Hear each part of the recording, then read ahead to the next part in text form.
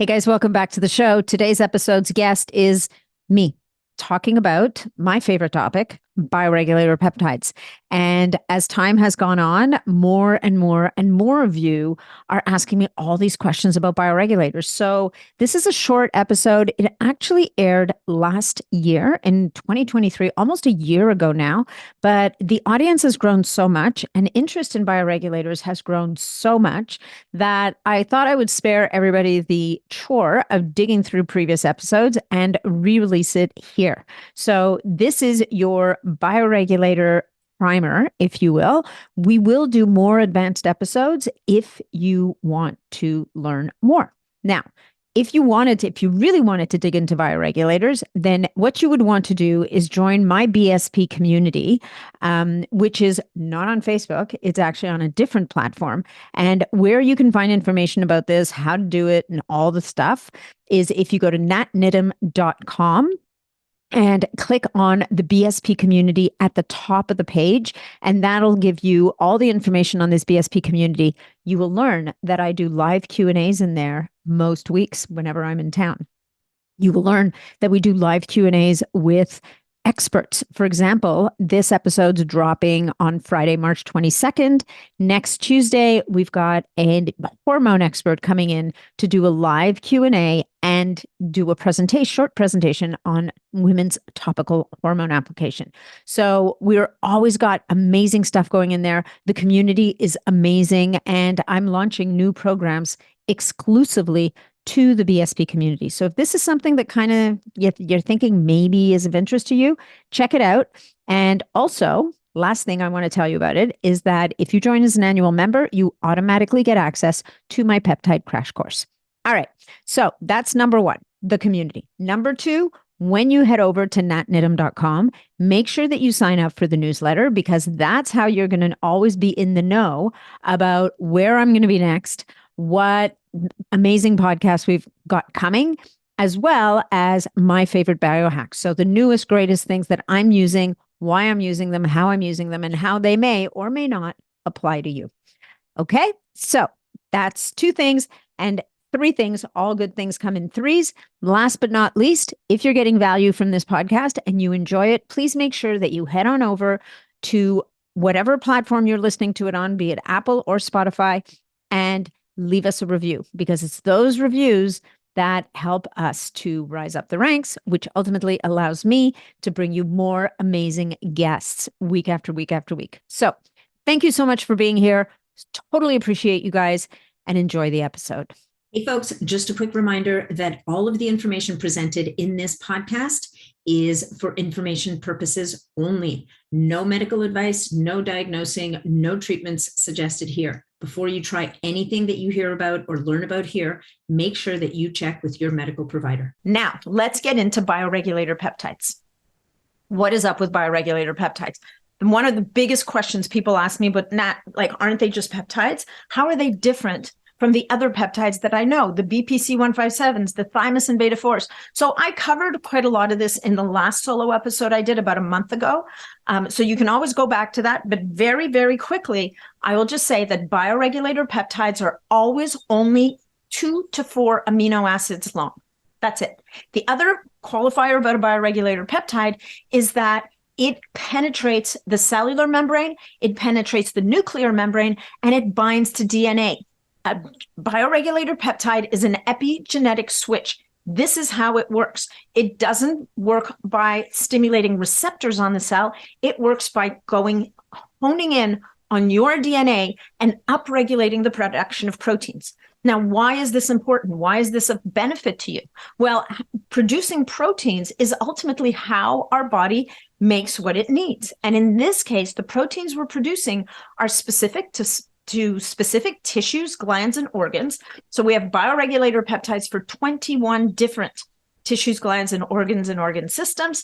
And when we use that particular bioregulator, it helps to rejuvenate that organ. So imagine if you had a set of tires on your car and the tread was wearing thin. Well, imagine if you had a tool that can help to regenerate some of that tread. Wouldn't that be amazing? Well, it turns out that we have that tool at our disposal in bioregulator peptides. Now, Where do they come from? You say, why would I need to supplement with bioregulator peptides? That is a brilliant question. It's such a good question. So here's the thing about bioregulators. We make them in our body, right?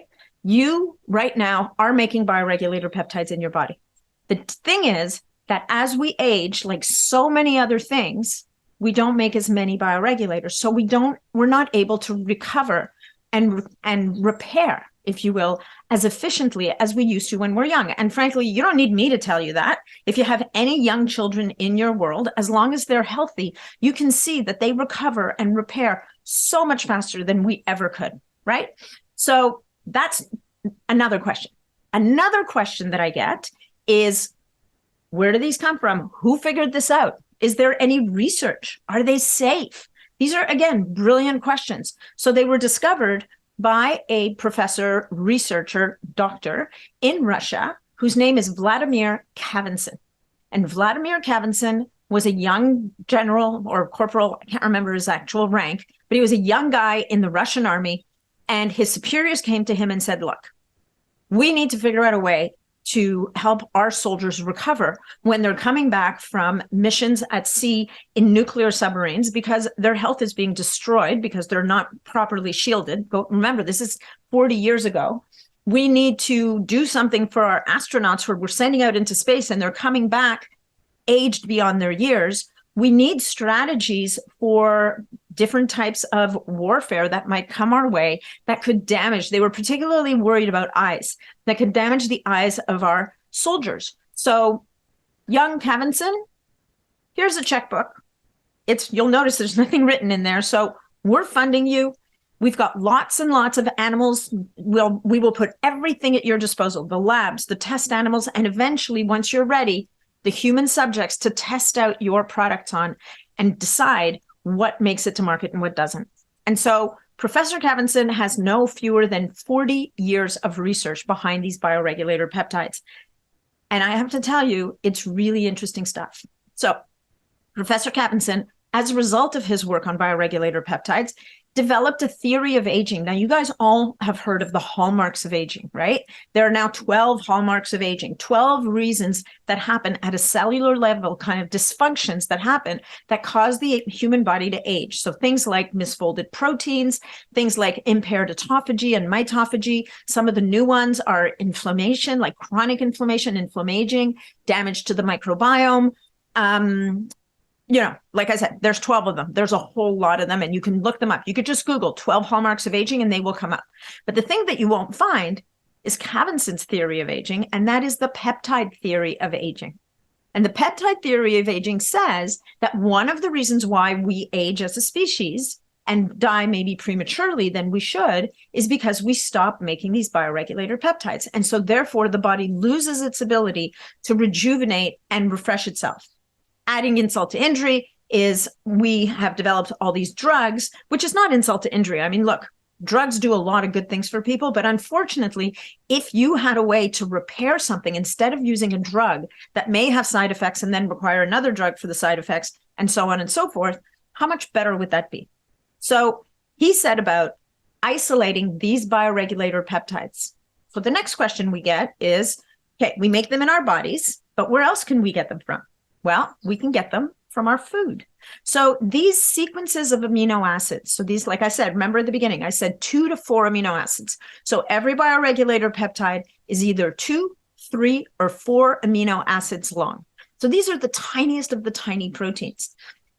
And so every one of these amino acid chains is recognized by the body and essentially gets a buy. It essentially is able to cross the endothelium in the gut and get into the bloodstream to do the work. So one of the cool things about bioregulator peptides, there's many cool things, but one of the very cool things about bioregulator peptides is that they are bioavailable orally. We can take them as an oral supplement.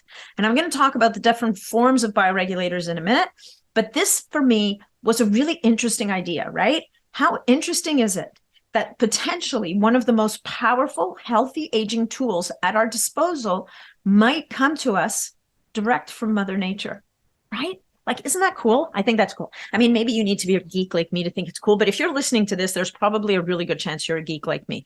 So I'm going to go with that theory, right? All right. So they come to us from food. So what food specifically would be the highest in bioregulator peptides? Well, Professor Cavinson figured out that animal foods, so basically tissues, glands, and organs from mammals in particular, and they tend to use beef, like young cows that are grown under very specific conditions. When you take extracts from these tissues, glands, and organs, you can isolate the bioregulator peptides. And very often you're also capturing some of the cofactors that are needed. Now, is this sounding familiar to any of you? Any of you guys who are practitioners or who've dug deep into their own health issues would now be sitting there thinking, wait, that sounds a lot like desiccated organs to me. That sounds a lot like desiccated adrenal gland or desiccated thyroid gland. And you would actually be right. Okay. So those desiccated supplements, those organ extracts, if you will, those will all have some degree of bioregulator peptides in them. But at the end of the day, it also has to do with all of the cofactors that are also included. And what Professor Cavinson figured out was how to purify and extract the bioregulator peptides and the cofactors that specific cofactors that he wanted that would produce a supplement that is actually modulatory to the body. So what does that mean, right? Because we know that if we give desiccated thyroid supplement to someone who is hyperthyroid, we risk running them into overdrive. We risk actually making things worse. But when it comes to the thyroid bioregulator, we can use the thyroid bioregulator for people with thyroid issues. And whether they're hyper or hypothyroid, it's going to normalize the thyroid function. Right? Mind blown. How cool is that? Now, sometimes when we have someone whose thyroid is very, very imbalanced, and they're an individual who's very, very sensitive, then we have to start slower with them. Sometimes they can only start with like a tiny dose, and they have to build up very gradually. But almost always, this is the safest supplement you can imagine. So are we with you still with me? So tissues, glands, and organs, extract, oral bioregulators. Now, where else can you get oral bioregulators, do you think? Well, think about it. If you ate organs, animal organs, you would also be accessing some of these bioregulator peptides. Could this be why organ mates are so healthy for us? Could this be why so many of these organ supplements are so good for us? Why, when you go on the Ancestral Supplements website or Heart and Soil website, you read about people who had miraculous recovery from different health issues. Could it be that they're also accessing bioregulator peptides? And I would say 100%. I can't imagine that it wouldn't be. That being said, you're not going to get the same concentration in those organ meats as you would in the supplements. Having said that, for some people, that might be enough. So we have our hierarchy, right? Number one, if you're willing to eat organ meats and if you have access to them and you have access to well-raised, well-treated, ethically sourced, the whole 9 yards, animal organs, and you're willing to eat them, then that would be a great way to improve your health, right? Second one is using one of these organ supplements. There's beef organ supplements. There's a huge range now. They've taken extracts from all different organs, many of which we wouldn't want to eat or you can't access. The other beauty of these organ supplements, I think, is that we're finally making use of the whole animal. I mean, look, guys, I know that, killing animals for food can be a very touchy subject for people. But one of the things that I'm very committed to is if we're going to use animal products for our health and for our well-being, then number one, they have to be ethically raised. Number two, they have to be well treated. And number three, we need to use the whole animal. We do not want to waste anything, right? So this is another opportunity. So we've got our eating organ meats, we've got our organ supplements, and then moving up the ladder, we have our bioregulator peptides. Okay. Now, when we get to bioregulator peptides, there are 3 different forms of bioregulator peptides that you can use. That's right, 3. And this has caused massive confusion in the market. The first form is what Professor Cavinson used in his infamous studies on elderly people, where he showed that using only 1 or 2 bioregulator peptides for a couple of years allowed people to stay, elderly people to stay healthier and live longer than the exact same group of, well, not the exact same because they weren't clones, but then compared to the control group of the same age people who were given polyvitamins. In all those studies that he did, the group that got the bioregulator peptides, and they only got them for a couple of years, lived longer and were healthier. But what's the form of bioregulator peptide that he gave them? This is where the confusion lies. He was using the extract from the tissue, gland, or organ that is actually prepared for intramuscular injection. And the dosage for that is 10 milligrams per dose. We cannot, by and large, we cannot access these in North America. They are mostly sold in Russia. There is one vendor who sells a few of them, and the vendors will be in the caption below. It'll be in the show notes. I'll put all the vendors there that I trust and know. There's one vendor that carries a couple of these bioregulators, but for the most part, the epithalamin, which is the pineal gland bioregulator, but epithalamin is the actual extract from the pineal gland that has been made into a preparation. This is kind of Russian speak. They use the word preparation that is appropriate for intramuscular use. And epithalamin, the dose is 10 milligrams per injection. That's number one. The second form of bioregulator peptide that is very well known are oral bioregulators. So these are the bioregulators made into capsules. So these are kind of similar to those desiccated organs that we talked about earlier, but they're not exactly the same because the process that they use isolates very specific compounds in addition to the bioregulator peptide, and then it's encapsulated. Those, again, the dose is about 10 milligrams of the bioregulator peptide in that oral dose. Okay, so people will use those as oral capsules. They're not quite as strong as the injectables, but a lot of research happens using these bioregulator peptides. The third version of bioregulator peptide is synthetic. So this is where the actual 2 to 4 amino acid chain has been isolated and identified. And usually what they'll do is they'll pick the one that is the most effective, because usually in that organ extract, there's probably more than one. There's probably a complex, but they find that one, they have figured out that one sequence that is the most impactful. And that sequence is that form of the bioregulator can be taken as a sublingual spray. It can be used as a subcutaneous injection. So that's where we would use an insulin needle. And there are also companies now that are that are creating products where we could rub them on our skin and absorb them. I'm a little less enthusiastic about the transdermal because typically transdermal, we need more, like it's got to get through the skin. The sublingual, I think, is fantastic because it can get straight into the bloodstream. Same with subcutaneous injections.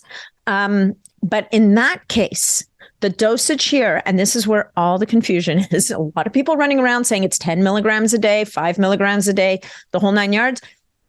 The dosage there for just balancing the system, someone who doesn't really have any issues, someone who just wants to do a round to support their bodies, is 100 micrograms. Now, 100 micrograms is 1/10 of a milligram. It's tiny.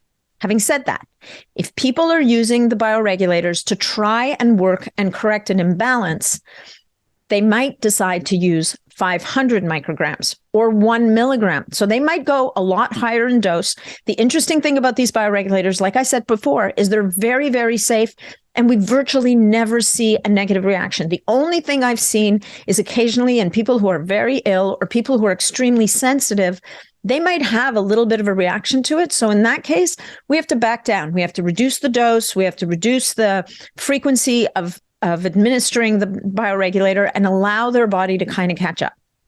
Okay, so are we square? That's synthetic, right? Which is tiny dosage, either 100 micrograms up to 1 milligram a day. We have the oral bioregulator, which is 10 milligrams in capsules. And then we have the injectable extract from the gland, which is not readily available in North America, that is injected intramuscularly by a practitioner at 10 milligrams a day. All right. So What's the big deal with bioregulators? Nat, what are some of the organ systems that bioregulators address, and how can it help improve people's health? So here's the thing. Here are some of the 21 bioregulators available. And I'm going to figure out a way on my website to make available to people who sign up for my newsletter. I'm going to make available a table that I created that lists all 21 bioregulators. There are many different names, and let me tell you, the names are not easy. They're all crazy names, and roughly what they can be used for. And that's going to be a table that you'll be able to download. So there are 21 bioregulators. Amongst them, and some of the most well-known, is the pineal gland bioregulator. This is called epitalon. There's also pinealon, which you would think was the pineal gland bioregulator, but it's not. It's actually the synthetic version of the central nervous system bioregulator. Then we have the blood vessel bioregulator. We have the heart bioregulator. We have one for the liver, for the pancreas, for the kidneys. Like I said before, the thyroid gland, the adrenal glands, the ovaries, the testes, the prostate, bone marrow, muscle, cartilage. So many of these bioregulators, right? How exciting. There's bioregulators for the eyes. There's some really interesting research and work that gets done at the St. Petersburg Institute of Gerontology and Bioregulation. And they have actually developed protocols using bioregulators and other compounds. And this is a very important point, but they've developed protocols where they're able to address crazy eye conditions. For example, retinitis pigmentosa. This is a genetic condition where a person loses their vision gradually in their lifetime, and there is no cure. There's no way to stop this. However, at the St. Petersburg Institute, Professor Kavinson and Dr. Profimova have developed protocols that actually have either stopped and or in some cases reversed this condition in certain people. It's actually mind-blowing, right? But if you think about it, if you think about what these bioregulators might be able to do for us, it kind of makes sense. Okay, so I've named a lot of the organ systems. What is the bioregulator going to do? And can it do it by itself? And can you just throw away all your medications, start taking bioregulators, and be 100% healthy for the rest of your life?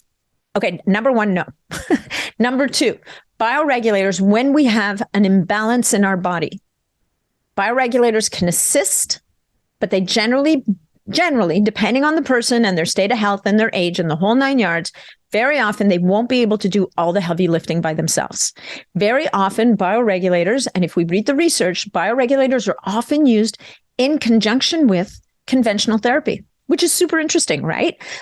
For example, there are immune bioregulators that were used in Russian studies to treat people who had already had radiation and chemotherapy. We know that radiation and chemotherapy can really trash the immune system. Well, they were able to use some of these bioregulators to try and restore function to the immune system after treatment. Oh, that reminds me, I forgot a major bioregulator. That's the thymus bioregulator. Right? So the thymus gland, the seat of our immunity, which involutes as we age. So imagine if we could actually help to rejuvenate that thymus gland. So the next question you're going to ask me is, okay, great. This is awesome. How do people use it? Like, how often? Does this mean I have to be on this stuff 365 days a year? The answer to that is no. The way that the bioregulators work is that they stimulate production and repair, but they don't need to be used indefinitely. They fall into the category of things that are best used for the human body in pulses. So very often when we're trying to help someone who has a therapeutic issue, so they have an imbalance in their system, we might start with a bioregulator run of 30 days. And then we might move to 10 days a month for the next few months until we start things starting to shift. In some cases, they will do 2 runs of 30 days in a row. There's really a lot of art to this science. And so the good news, and this is really good news, is that there are an increasing number of physicians and therapists and practitioners of all walks of life that are really getting curious about these bioregulators and that are starting to implement them into their protocols. And this is where we're going to learn so much more about how they can be used and what they can be used for. So I'm pretty passionate about this. This is the topic that I talk about at so many of the events that I go to. As a matter of fact, this coming June, if you happen to be in the UK, if you happen to be in London, I'm going to be speaking at the Health Optimization Summit on Saturday, June 16th at 4:30. And I'm doing a 20-minute kind of TED Talk style presentation on bioregulator peptides. So if you happen to be going to that summit, definitely look me up and definitely come see me. And I think I'm going to stop here for today because I promised my team I'd keep this to half an hour. I'm pretty sure I've gone over half an hour. But what I'm going to invite you all to do is to send me your questions. Okay. Post your questions in the comments below this podcast. If you're seeing the reel on Instagram, you can post there. You can, of course, join my Mighty Networks community. And I do live Q&As there almost every week. If it's not me, then it's, like I said, it's an expert.